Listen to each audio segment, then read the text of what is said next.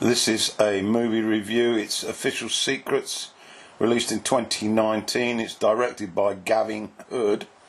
I liked his work on Eye in the Sky a few years back. The screenplay, Gregory Bernstein and Sarah Bernstein and Hood were involved in the screenplay, and it was based on a book by Marcia and Thomas Mitchell. The cast: in the lead role, Keira Knightley is Catherine Gunn. She's a translator at GCHQ, the UK spy agency, and she's pivotal in this story. Matthew Good plays Peter Bowman, a reporter working for The Observer. Maya Anna Buring is a friend of Catherine's, and her character is Yasmin, and she's very much anti-war. Matt Smith plays Martin Bry. He's another journalist at The Observer. Ralph Fiennes plays Ben Emerson. He's a lawyer of some repute who often takes on the government.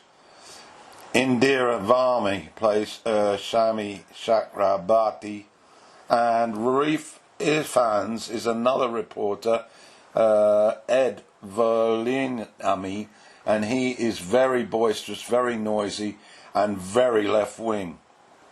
So basically, the situation is that Catherine works as a translator, where it's 2003.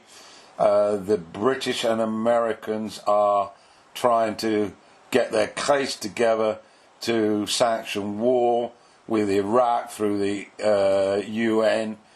They are convinced that Saddam Hussein has WMDs and has also strong links with Al-Qaeda. Catherine is quite outspoken in her condemnation of this view, and whilst working she receives a memo instructing her and others to look into a number of diplomats who are representative of a number of countries whose the US and UK want their votes to pass the resolution regarding war activity.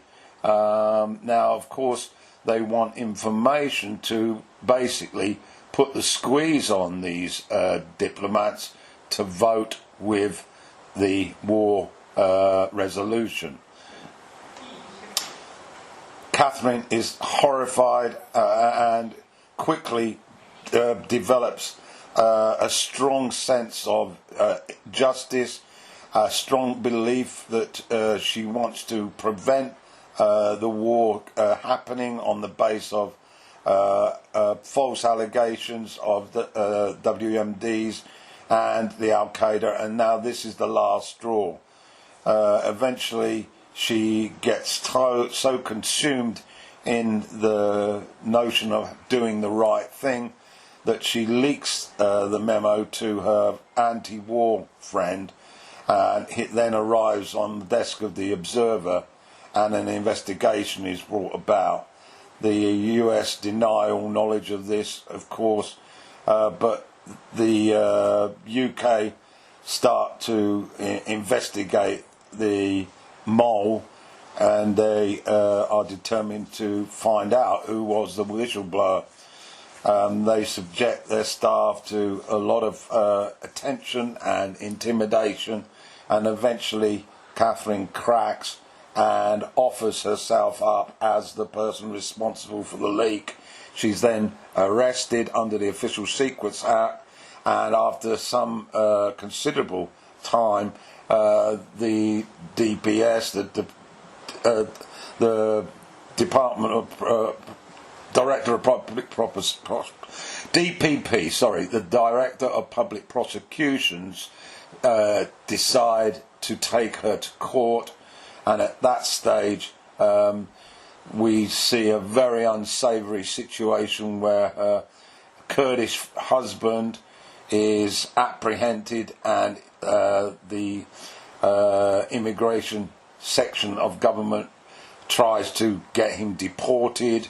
This is thwarted at the 11th hour, but nevertheless, it is quite apparent the sort of vindictive nature of the government with regard to handling what they perceive as Catherine's treasonous activities. She then, against the advice of many, employs Ralph Fiennes' character Emerson to defend her, and we then get into the legal scenario where her defence is put together that she acted on behalf of humanity in trying to prevent a war, and this process moves forward to a conclusion which I won't tell you about because it will spoil your viewing. I was very impressed with this movie. It's my cup of tea, of course. Anything that's pretty liberal and left-wing is like ducks to water for me. And the characters were very believable. The topic was extremely stimulating. And I have to confess that having lived in Thailand for so long, I was unaware that this actually happened in 2005, being consumed more out here with American news. The performance by Knightley is absolutely first rate. She's back to her best after the earlier Colette last year and now this. And of course, Ralph Fiennes, as always, puts in a 5-star performance. And the man who plays the journalist, Matt Smith, he handles his role very, very well. Overall, a very good movie, a very watchable movie. It gets a little bit intricate at times and a bit sensationalistic, but of course it is for the cinema, and the topic could become quite dry. But that's what I feel anyway. Try and get to look at it. It's called The Official Secrets, and it was released in 2019.